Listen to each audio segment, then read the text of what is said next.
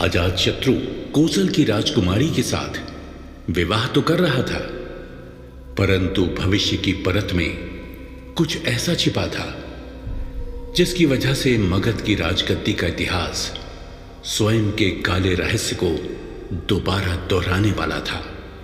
क्या मगध का काला रहस्य स्वयं को पुनः दोहराने वाला है? मगध का काला रहस्य स्वयं को दोहराने वाला था। इस पंक्ति को सुनने के बाद चंद्रगुप्त और उसकी मां मुरा सोच में पड़ गए। उनके मन में कई सवाल दौड़ने लगे। मुरा ने काफी सोचने के बाद आचार्य चाणक्य से सवाल किया। हाँ ब्राह्मण भद्र, आप मगध के किस काले रहस्य के बारे में वार्तालाप कर रहे हैं? मेरा अनुरोध है कि आप उस रहस्य से हमारा परिचय करवाएं।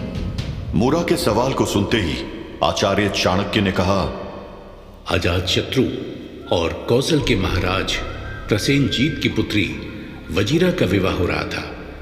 उसी शुभ अवसर पर कौशल साम्राज्य के कई अमात्य ने जाकर महाराज प्रसेनजीत से भेंट की और उनसे कहा, कौशल महाराज प्रसन्नजीत की जय हो। महाराज बताएं अमात्य, इस शुभ घड़ी में आप क्या चाहते हैं? आज मेरी पुत्री और आपकी राजकुमारी वजीरा का विवाह मगध महाराज अजातशत्रु से हो रहा है। इस शुभ अवसर पर आप संपूर्ण सृष्टि का राज भी मांग लेते तो महाराज प्रसेनजीत वो भी दे देंगे। बताइए किस बात की अल्पता आपको यहाँ तक खींच लाई? बताइए। महाराज, छोटी मुंह बड़ी बात होगी, परंतु मैं इस साम्राज्य का प्रभुत्व बढ़ता हुआ देखना चाहता हूँ। इसीलिए आपसे कह रहा हूँ कि आपने अजातशत्रु से राजकुमारी वजीरा का विवाह तो कर दिया है, परंतु विवाह के भेंट स्वरूप उन्हें काशी मत दीजिएगा। ये मेरे जैसे कई अमात्य की विनती है। ये विनती केवल कौशल साम्राज्य के उदय के लिए है। काशी? काशी? अमात्य, आप क्या कहना चाहते हैं कि मैं यानी कौशल महाराज प्रसेनजीत अपनी ली हुई प्रतिज्ञा को रत्ती भर भी स्मरण ना रखूं? आपको स्मरण रखना चाहिए कि कौशल में मेरा वचन ही है शासन। महाराज, महाराज, आपको क्रोधित करने का मेरा उद्देश्य नहीं था। क्रोध मनुष्य की बौद्धिक क्षमता को नष्ट कर देता है। अब इस साम्राज्य के ऐसे दिन आ गए हैं कि अमात्य महाराज को शिक्षा देंगे। स्मरण रखिए अमात्य, भरे राज दरबार में मैंने अजातशत्रु को वचन दिया था कि विवाह के उपहार के तौर पर काशी उन्हें सौंप दूंगा और मैं अपना वचन नहीं तोड़ सकता। संपूर्ण कौशल साम्राज्य जानता है कि गंगा अपना प्रभाव बदल सकती है, सूर्य और चांद अपनी दिशा बदल सकते हैं, परंतु महाराज प्रसेनजीत अपने संकल्प से पीछे नहीं हट सकते। यहां उपस्थित सभी अमात्य इस भ्रम को भूल जाएं कि उनके कुछ भी बोलने से मैं और मगध सम्राट अजातशत्रु पुनः शत्रु बन जाएंगे। ऐसा अब कभी नहीं होगा, कभी नहीं। और जिस किसी ने भी ऐसा करने की कोशिश की उसकी मृत्यु को स्वयं काल भी नहीं काट पाएगा।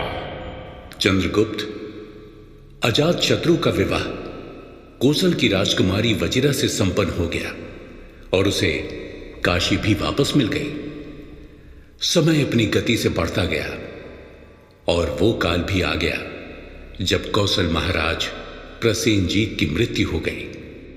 मृत्यु के समय प्रसेनजीत ने अजातशत्रु से कहा था, अजातशत्रु, कौशल और मगध को साथ में प्रगति के मार्ग पर लेकर जाना, परंतु एक अनुरोध है कि कभी कौशल के ऊपर पुनः आक्रमण मत करना। अब मेरा इस सृष्टि से विदा लेने का समय चक्र आ चुका है। अजातशत्रु, मेरी पुत्री की प्रत्येक मनोकामना पूर्ण करना और इस बात को स्मरण रखना कि अफसर के पंख तब पकड़ने चाहिए जब वो उन्नति दे।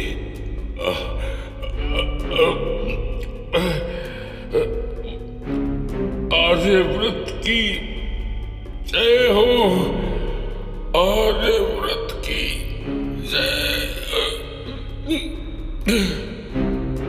कोसल साम्राज्य के बारे में बात करते हुए हिस्टोरियन सोनालेखा कौर कहती हैं, प्राचीन काल में कौशल साम्राज्य अपनी सांस्कृतिक नैतिकता और प्रसिद्ध शासकों के लिए जाना जाता था। कई शासकों ने दशकों तक कौशल पर शासन किया और उस पर कब्जा किया। भगवान राम कौशल साम्राज्य के शासकों में से एक थे। कौशल का महत्व रामायण और महाभारत दोनों में पाया जाता है।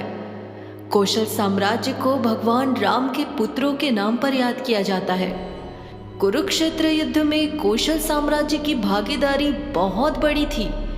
आधुनिक दुनिया में कौशल साम्राज्य की राजधानी अवध के नाम से जानी जाती है।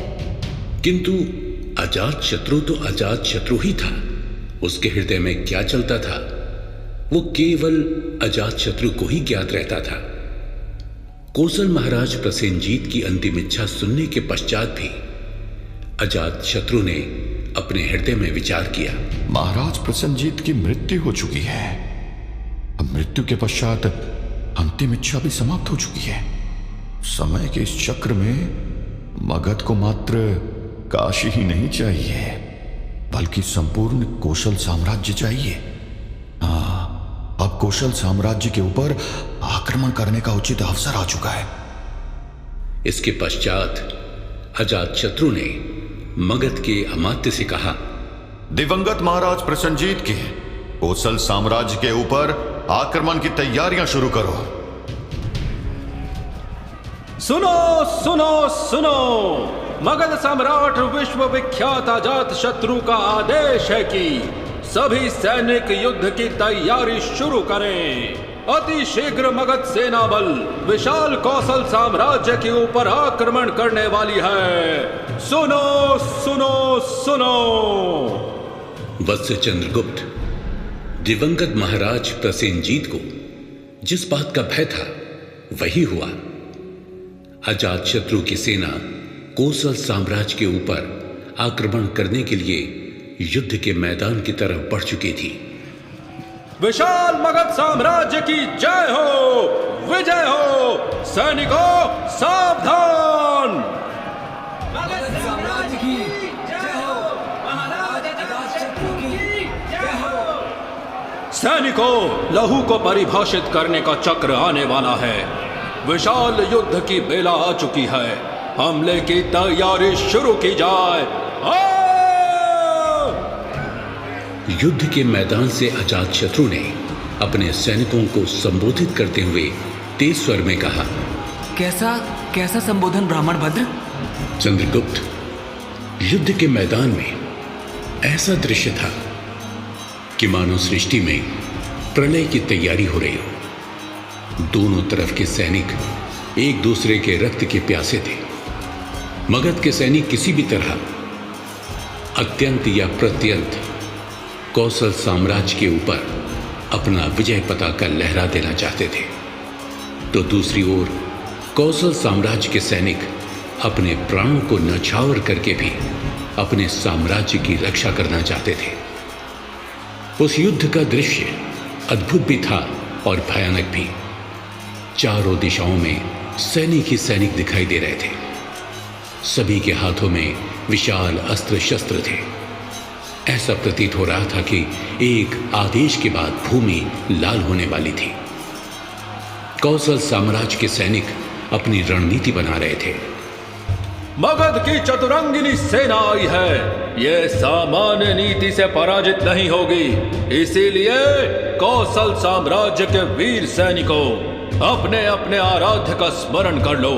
अब रक्त रंजित की बारी है। आक्रमण ऐसा होगा मगध में हुआ कभी ना जैसा होगा। कौशल साम्राज्य की विजय हो। दोनों ओर की विशाल सेना आज्ञा की प्रतीक्षा कर रही थी। कौशल साम्राज्य आगे से आक्रमण नहीं करना चाहता था, परंतु समय का चक्र घूमा। मगध महाराज अजातशत्रु ने अपने सैनिकों को चिल्लाते हुए युद्ध के लिए आह्वान दिया और कहा, कौशल साम्राज्य के सैनिकों, अभी भी काल प्रतीक्षा कर रहा है। बिना युद्ध के मगध की सीमा के अधीन हो जाओ, अन्यथा इस भूमि में इतने शीश गिरेंगे जिन्हें कोई कभी गिन नहीं पाएगा। हम लड़ेंगे, जीतेंगे और मगध का विजय पताका भी लहराएंगे, क्योंकि अधिकार का युद्ध को निमंत्रण नहीं भेजा जाता। कौशल साम्राज्य के सीमाओं के ऊपर मगध महाराज अजातशत्रु का अधिकार है। सैनिकों, युद्ध के बिगुल का घर्षण शुरू किया जाए। सैनिकों, धड़ को शीश से अलग करने के लिए तैयार हो जाओ। हर हर महादेव! हर हर महादेव! मगध साम्राज्य की विजय हो। आक्रमण! शीश को काट दो। चातुरंगनी, सेना के रथ को मुख्य द्वार की तरफ लेकर चलो। शीश धड़ से अलग कर दो। अजातशत्रु के आक्रमण का आह्वान करते ही मगध और कौशल साम्राज्य की विशाल सेनाएं एक दूसरे की ओर युद्ध के लिए दौड़ पड़ी। उनके साथ घोड़े, हाथी, रथ की विशाल सेना भी दौड़ रही थी। समय और अजातशत्रु उस युद्ध के साक्षी बन रहे थे। चलते युद्ध के दौरान अजातशत्रु अपनी पूरी शक्ति से चिल्लाया, वृज्जी! हर्यक वंश के अजातशत्रु ने क्यों कहा था वृज्जी? क्या वृज्जी नाम के पीछे भी इतिहास के पन्नों में जुड़ा है कोई गहरा राज? हर्यक वंश की गाथा के बाद कैसे नया रूप लेगी आचार्य चाणक्य की जिंदगी? क्या लिखा है मगध के भविष्य में? ये महागाथा होने जा रही है और भी रोमांचक। इसीलिए सुनते रहिए आचार्य चाणक्य की गौरव गाथा।